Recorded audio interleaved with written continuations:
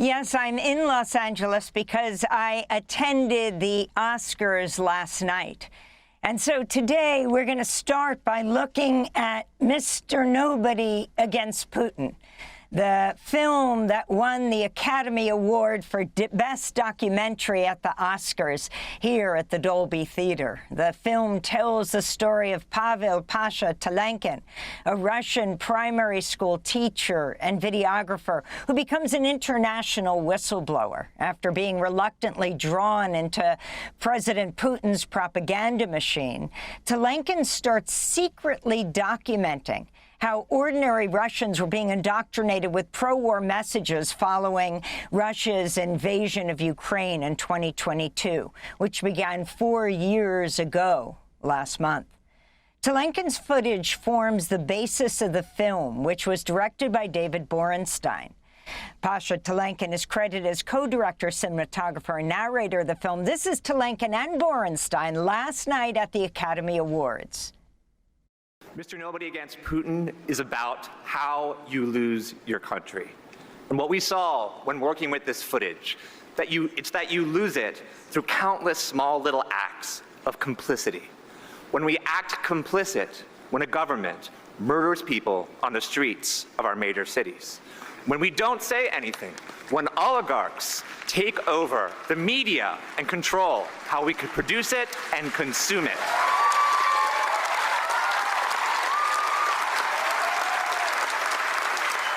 We all face a moral choice, but luckily, even a nobody is more powerful than you think.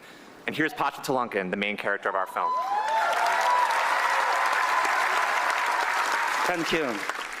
Вот уже 4 года мы смотрим на звездное небо и загадываем самое важное желание. For 4 years, we look at the sky for shooting stars to make a very important wish. Но есть страны, где с неба падают не звезды, а ракеты и дроны. But there are countries where instead of shooting stars, they have shooting bombs and shooting drones. Во имя нашего будущего, во имя детей, остановите все войны сейчас. In the name of our future, in the name of all of our children, stop all of these wars now. Спасибо. Agreeing with everything you're saying. David Borenstein speaking at the Oscars last night after their film Mr. Nobody Against Putin won the Academy Award for Best Documentary. In a moment, we'll air a recent interview with them, but first, let's go to the film's trailer. Hello, this is me. I'm the event coordinator at Karbash Primary School No. 1. I'm also the school videographer. Wave to the camera. This office here is a pillar of democracy. I'm giving them the space to be kids. In this moment, I have no idea the amount of trouble I'm about to cause for myself. I decided to conduct a special military operation.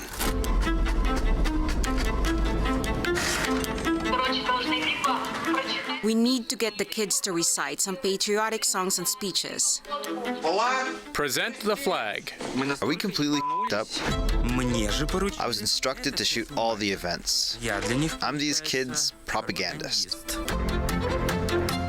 I love my job, but I don't want to be a pawn of the regime. Do you want to go to prison? What she will tell you, she is forced to say. If you live in our country and don't love it, then you're a parasite. Leave. I'll use my camera to film the abyss the school is sinking into.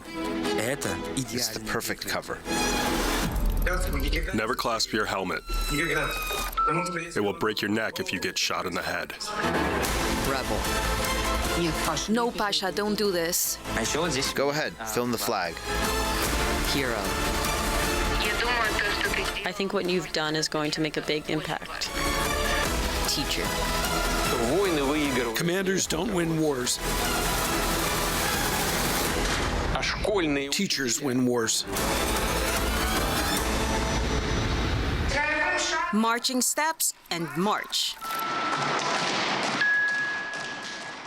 That's the trailer to the film Mr. Nobody Against Putin. I recently spoke to the film's director, David Borenstein, and the subject of the film, the Russian schoolteacher Pavel Pasha Talankin. I asked Pasha to talk about what motivated him to go from being a school teacher, a videographer at the school, to being a whistleblower. I need for as many people as possible to see what is happening inside of Russian schools. It all began when the first directives from the government came into the school with requirements of what lessons to teach, and that's when I got really angry and knew that people needed to know what was going on, and that's what led to the film. So really, my motivation was that people know that what these children are being forced to hear, that Putin is forcing propaganda into their schools, and they're absorbing all of this, and we'll see what kind of generation winds up in 5 or 10 years after they've been learning this every day. Also talk about the casualties, this horror of the kids as they get older. This war is now, it's the 4th anniversary of the Russian invasion, becoming old enough to go to Ukraine, to attack Ukraine. Mostly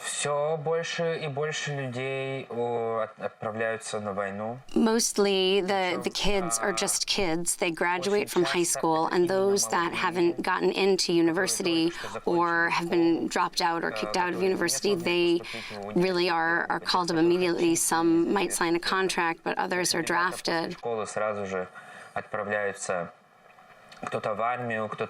And they all go off to war. They're really young.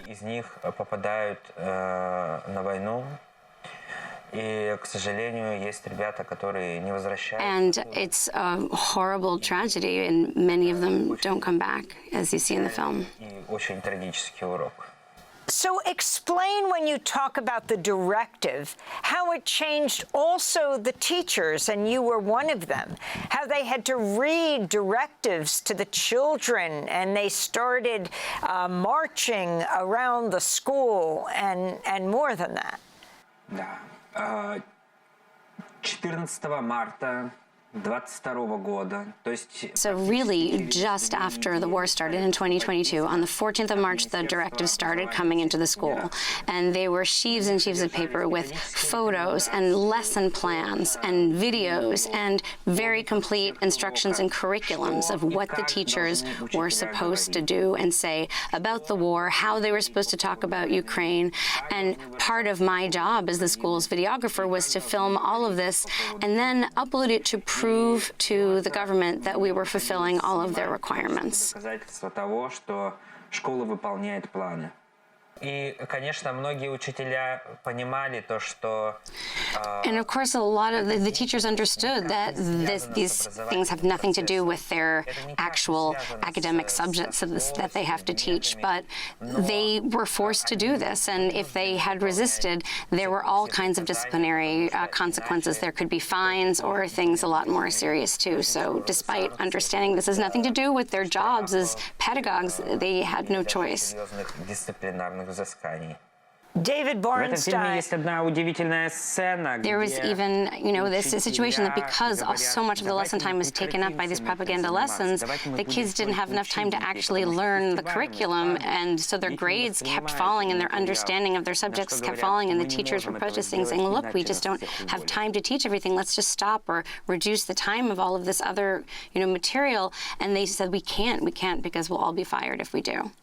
Let me bring David Borenstein back into this discussion.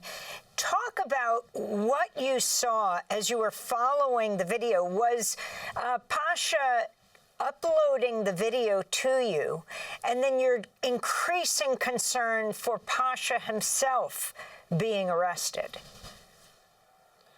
Yeah, so in the beginning, we set up a system where footage would be sent to me via an encrypted FTP server.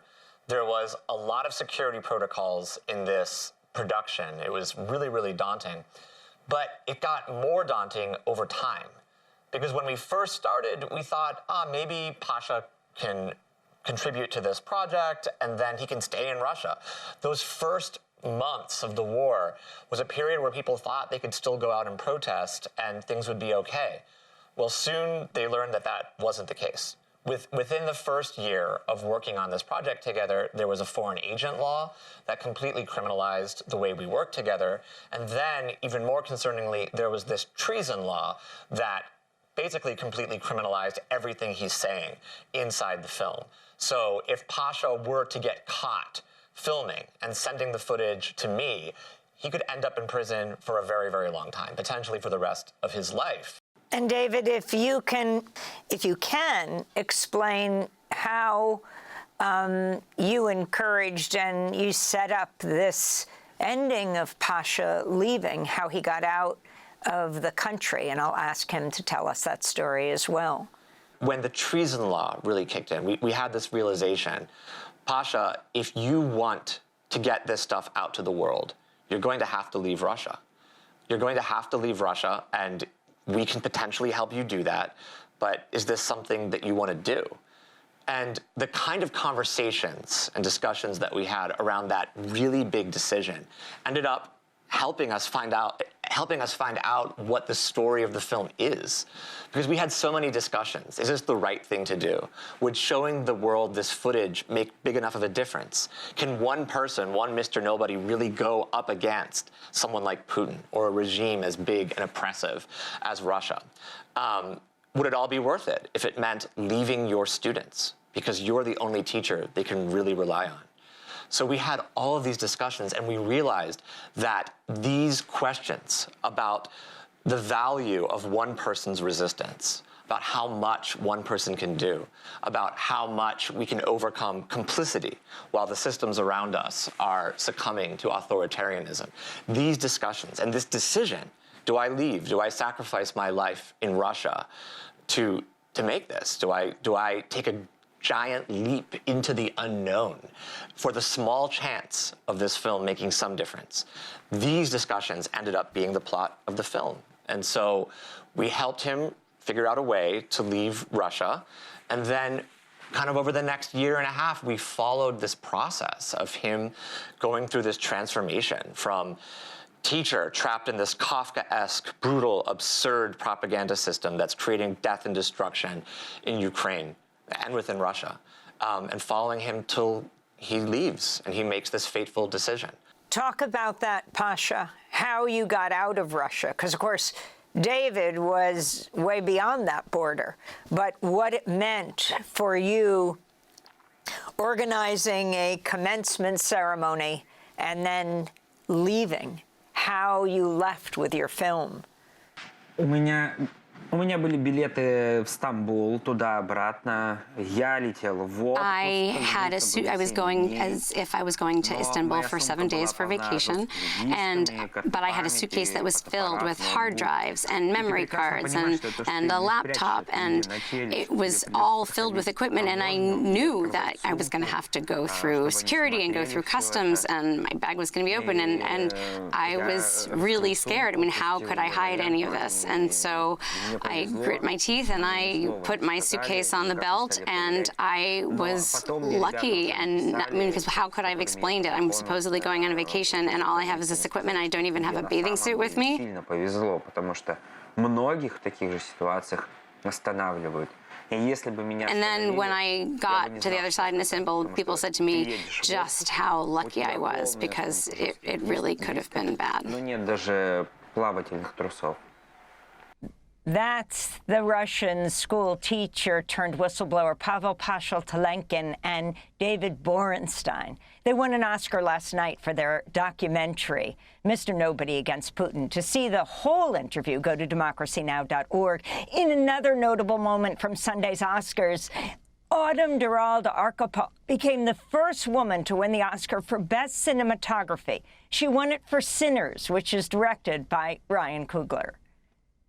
Whenever I say thank you to Ryan, he replies and says, no, thank you. Thank you for believing in me, and thank you for trusting me. And that's the kind of guy that I get to make films with. It's a very, very honorable person, and he means it, and he really, truly means it. And I feel like I had to meet him, like this little girl that their mother, who's over there, told them that they could do anything, had to meet Ryan. That girl also had to look up Ellen Cross's name, who's also in this room today. And that girl also had to meet Rachel Morrison.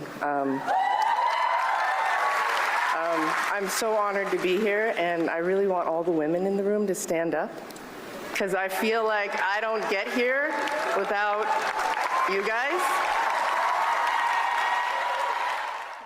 And there was the Oscar presenter and actor Javier Bardem, who called for no war from the stage and also talked about a free Palestine. No to war and free Palestine.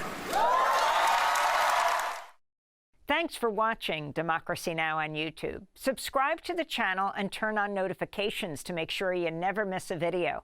And for more of our audience-supported journalism, go to democracynow.org, where you can download our news app, sign up for our newsletter, subscribe to the daily podcast, and so much more.